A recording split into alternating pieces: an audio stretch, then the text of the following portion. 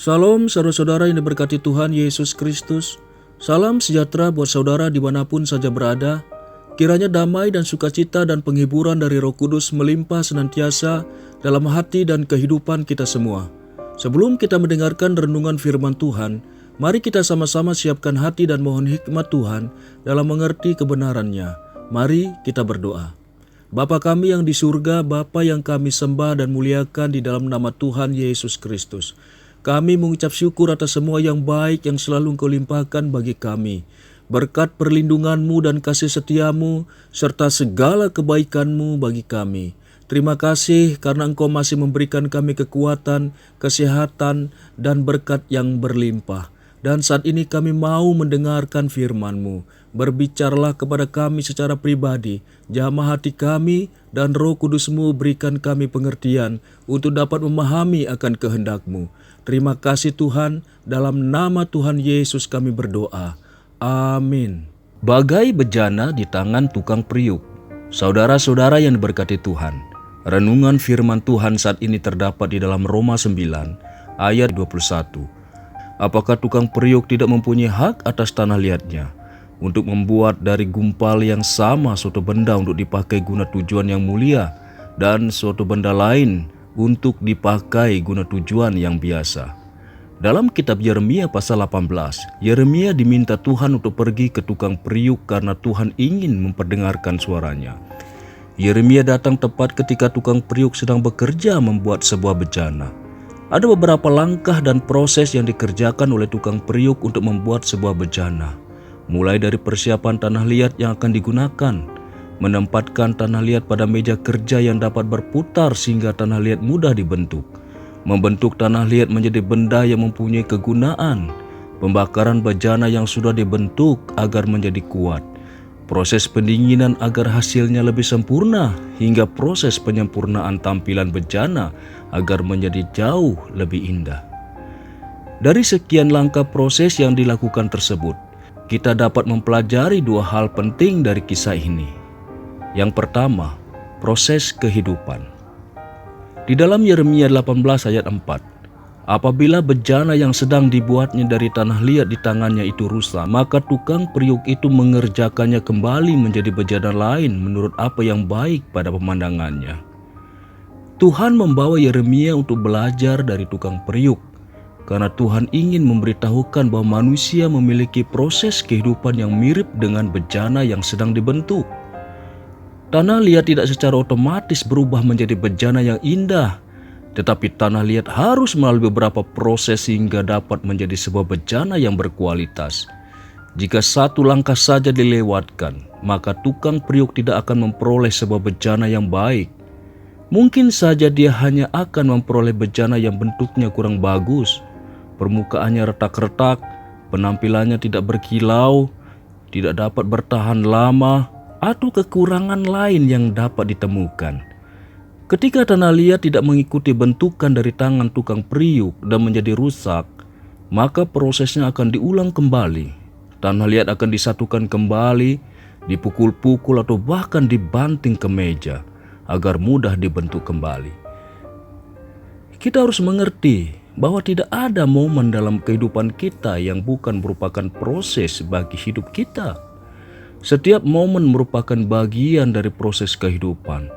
Oleh karena itu kita harus belajar merelakan hidup kita, memiliki hati yang rela dan berserah kepada Tuhan agar hidup kita dapat dibentuk oleh Tuhan.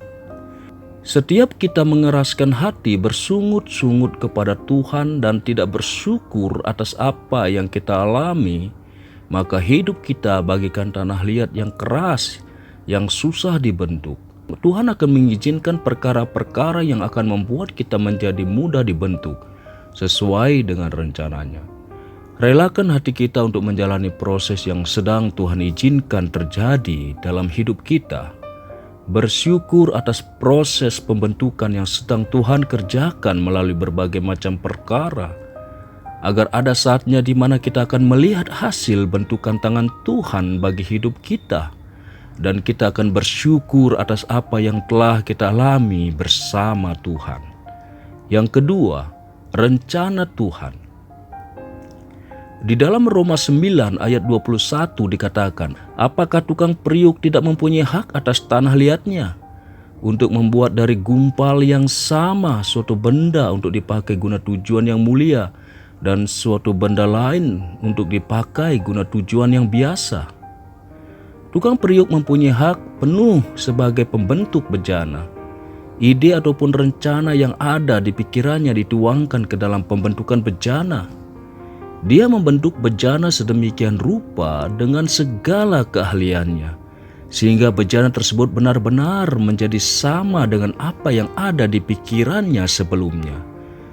Segumpal tanah liat yang dibentuk menjadi bejana tentunya hanya mengikuti lekukan dan bentukan dari tangan tukang periuk. Tanah liat tidak terbentuk dengan sendirinya, atau bahkan tanah liat tidak bisa menentukan dia akan menjadi bejana yang mempunyai bentuk tertentu. Tanah liat hanya menjadi bejana hanya karena bentukan dari tukang periuk. Tukang periuk dapat membentuk tanah liat sehingga menjadi bejana yang mempunyai tujuan. Entah itu tujuan untuk menampung air, menjadi sebuah gelas, vas bunga, hiasan, pajangan, atau kegunaan lainnya. Bejana yang sudah jadi dapat ditempatkan di berbagai macam tempat, mulai dari lemari, rak meja, tempat hiasan, ruang tamu, ruang pameran, dan berbagai macam tempat lainnya. Tidakkah Tuhan mempunyai rencana bagi masing-masing hidup kita? Ya, Tuhan pasti mempunyai rencana bagi kita, bahkan rencana yang indah dan sempurna. Saat ini mungkin kita tidak dapat menyelami apa yang sedang Tuhan kerjakan dalam hidup kita.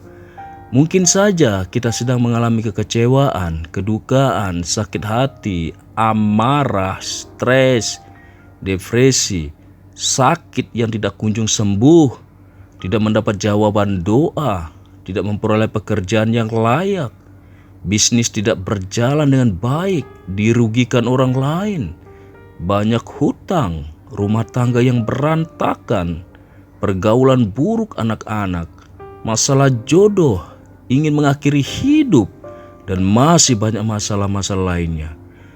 Tetaplah ingat bahwa Tuhan sedang melihat kita, Tuhan sedang menyertai kita, Tuhan sedang mendengar kita. Bahkan Tuhan sedang mencurahkan kasih-Nya yang sempurna bagi hidup kita. Tuhan menyayangi dan mencintai hidup kita. Dia sedang membentuk kita untuk dapat menjadi sesuai dengan rencana yang telah Dia tetapkan, yaitu rencana yang indah dan sempurna. Betapa indahnya jika kita telah dibentuk menjadi bejana yang sempurna, yang akan Dia gunakan dan tempatkan menjadi suatu bejana yang mempunyai kegunaan bagi kemuliaan Tuhan. Tuhan mempunyai rencana bagi hidup kita. Haleluya. Sebab aku ini mengetahui rancangan-rancangan apa yang ada padaku mengenai kamu. Demikianlah firman Tuhan, yaitu rancangan damai sejahtera dan bukan rancangan kecelakaan, untuk memberikan kepadamu hari depan yang penuh harapan. Dan apabila kamu berseru dan datang untuk berdoa kepadaku, maka aku akan mendengarkan kamu.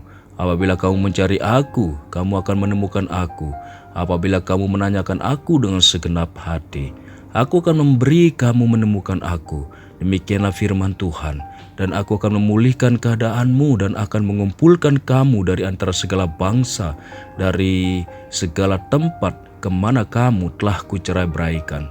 Demikianlah firman Tuhan, dan aku akan mengembalikan kamu ke tempat yang dari mana aku telah membuang kamu. Yeremia 29 ayat 11-14. Amin. Saudara-saudaraku yang dikasihi Tuhan, setelah kita merenungkan firman Tuhan yang singkat ini, saya rindu kembali mengajak saudara-saudara untuk berdoa. Mari kita berdoa. Bapa kami yang di surga, kami mengucap syukur atas firman-Mu yang telah kami dengar dan renungkan. Firman-Mu yang mampu mengubah hati kami dan memberi kami kekuatan yang baru dalam melakukan segala aktivitas dan rutinitas kami. Berkati bangsa dan negara kami Indonesia, saudara-saudara kami yang mengalami pergumulan, baik pergumulan sakit penyakit, musibah dan bencana, serta masalah dalam keluarga dan lain sebagainya. Kami tahu hanya Engkau Tuhan yang mampu menolong segala pergumulan yang kami hadapi. Biarlah Engkau buka jalan dan kiranya Roh Kudus-Mu terus menuntun hati kami untuk mengerti kehendak-Mu dan menjadi pelaku firman-Mu. Terima kasih Tuhan, kami serahkan semuanya ke dalam tangan-Mu. Ampunilah segala kesalahan dan dosa kami. Kiranya berkat dan damai sejahtera serta kasih karunia Tuhan terus menjadi bahagian kami. Hanya di dalam nama Tuhan Yesus kami berdoa. Amin. Haleluya. Saudara yang dikasihi Tuhan, saya percaya firman Tuhan saat ini sudah menjadi berkat dan kekuatan bagi kita semua. Tuhan Yesus kiranya memberkati. Sampai jumpa pada renungan berikutnya.